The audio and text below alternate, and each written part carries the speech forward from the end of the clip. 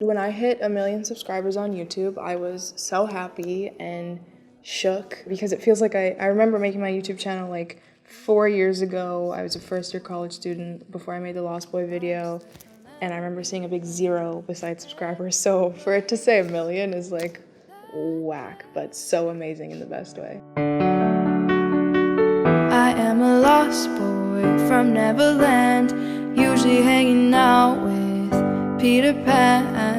And when we're bored, we play in the woods, always on the run from Captain Hook. So Wallace Boy was like the first song I'd written, I think around 4 years ago now. It started off as just like a vine that I threw up like 6 seconds of before it was really a song. I kind of just like sang a random line about Peter Pan, and most of the comments were people just saying they wanted to hear like more of that. So I kind of just ended up writing the song and put it on YouTube. Didn't think much of it, but people really liked it, and then it kind of took off from there. The song wouldn't exist if it weren't for like Vine or social media. Like I wasn't really into writing music at the time, and I didn't even know I think I could do it. So if it weren't for people asking for more, it wouldn't have happened. But I think social media is such an amazing tool when used right, and I think it's great how you can interact. Like now you can interact with the people who listen to your music versus whereas before you had to go to a show to like interact, and that's obviously still amazing, but it's so cool that you can have that like fast, quick, like what's up, and talk to people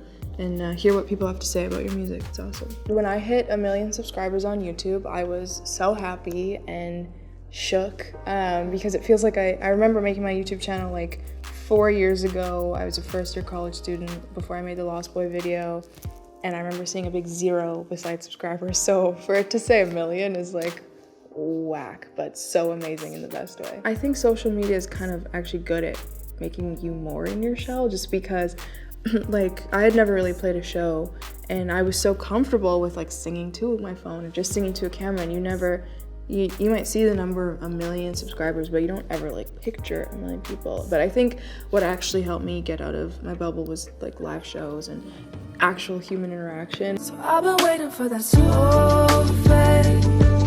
Ooh, ooh, ooh. Kinda hoping that you won't stay. Ooh, ooh. There's no color in a slate.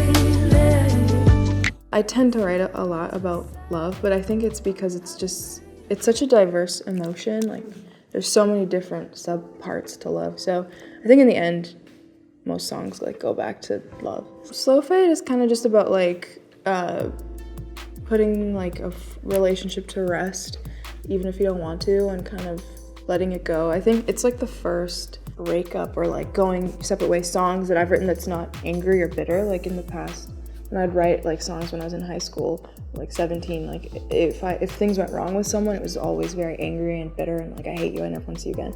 But now it's kind of like you grow up and you realize that things aren't that serious, and like just because it didn't work out doesn't mean that someone's a terrible person. And yeah, it's kind of that realization that like maybe you're not meant for my life, still have love for you. But so the EP is called Maybe I'll Find You Again, and it's kind of just like, it's 5 songs, it's very short, and they're all about like this little moment in time of my life. And I think it just literally captures like the beginning and end of a relationship kind of, and I just want people to listen to it and like feel understood. I always say that like it's like the best feeling in the world is knowing that someone else like gets you. And when you're like heartbroken, you always feel like you're the only person, like you don't think anyone else has been through this. I'm from a city in Canada called Edmonton, and it's absolutely amazing and I love it. But music just, I don't know, it never seemed like an option out there. Like the idea of making a life out of it just seems so far away, which is why I was pretty okay with just singing for myself, because I love it like that.